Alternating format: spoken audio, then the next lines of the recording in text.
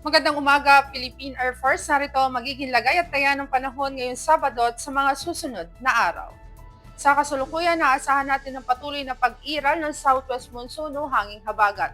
Dulot nga nito, makakaranas ng occasional rains, particular dito sa Cavite, Batangas, maging sa Palawan at sa Occidental Mindoro.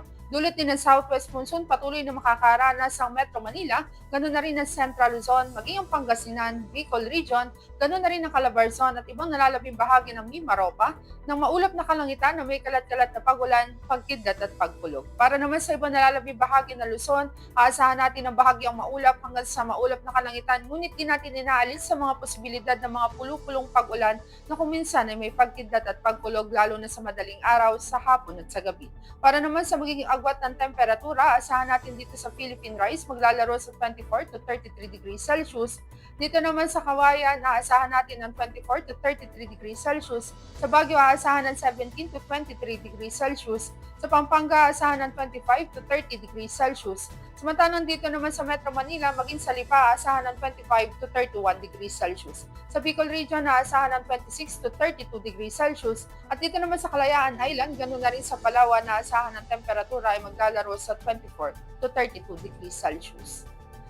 Dito naman sa kanlurang bahagi ng Visayas, dulot ng southwest monsoon, occasional rains ang mararanasan. At para sa ibang nalalabing bahagi ng Visayas, ganoon na rin ang buong Mindanao, asahan naman ang maulap na kalangitan na may kalat-kalat na pagulan, pagkidlat at pagkulog, dulot pa rin yan ng southwest monsoon. Para sa magiging agwat ng temperatura, asahan natin dito sa Tacloban, maglalaro sa 26 to 31 degrees Celsius. Sa Mactan, asahan ng 24 to 31 degrees Celsius at dito naman sa Iloilo ay 25 to 32 degrees Celsius. Dito sa Mindanao, particular na yan sa Cagayan de Oro City, aasahan ng 26 to 32 degrees Celsius. Dito naman sa Davao, aasahan ng 25 to 32 degrees Celsius. At dito naman sa Zamboanga, aasahan ng 24 to 32 degrees Celsius. Para naman sa magiging lagay at taya ng panahon bukas hanggang araw ng Martes, aasahan natin bukas may gradual na pagganda ng panahon dito sa Metro Manila. Ngunit pagsapit ng linggo, muli maulaan ng Lunes, muli maulap na kalangitan na may kalat-kalat na pagulan, pagkidlat at pagkulog, dulot yan ng southwest monsoon. Ganon din ang aasahan natin dito sa Cavite. Dito naman sa Angeles, patuloy ang maulap na kalangitan na may kalat-kalat na pagulan, pagkidlat at pagkulog sa mga susunod na araw. Dito naman sa Lipa, may gradual na pagganda rin ng panahon bukas, ngunit pagsapit ng Lunes, asahan natin muli ang maulap na kalangitan na may kalat-kalat na pag-ulan, pagkidlat at pagkulog. Dito naman sa Philippine Rise, generally fair weather pa rin mararanasan sa mga susunod na araw, bahagyang maulap hanggang sa maulap na kalangitan, ngunit may mga posibilidad pa rin yan ng mga pulupulong pag-ulan na kung minsan ay may pagkidlat at pagkulog lalo na sa dakong hapon o gabi.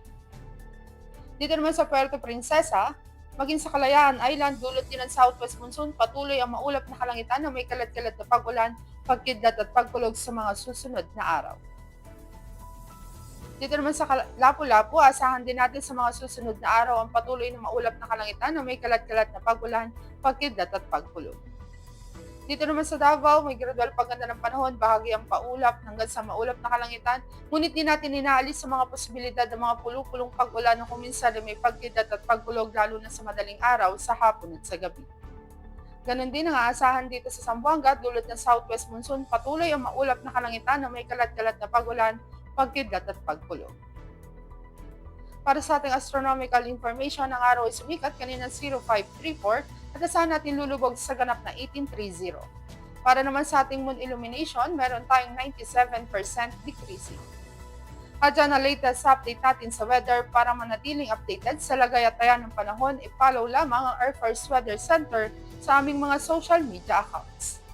Sa ngalan ng aming commanding officer na si Colonel Alvin John Cugador, Philippine Air Force General Staff Corps, I'm Sergeant Jessie C. Cuenca, Weather Forecaster ng Air Force Weather Center. Muli magandang umaga, Philippine Air Force.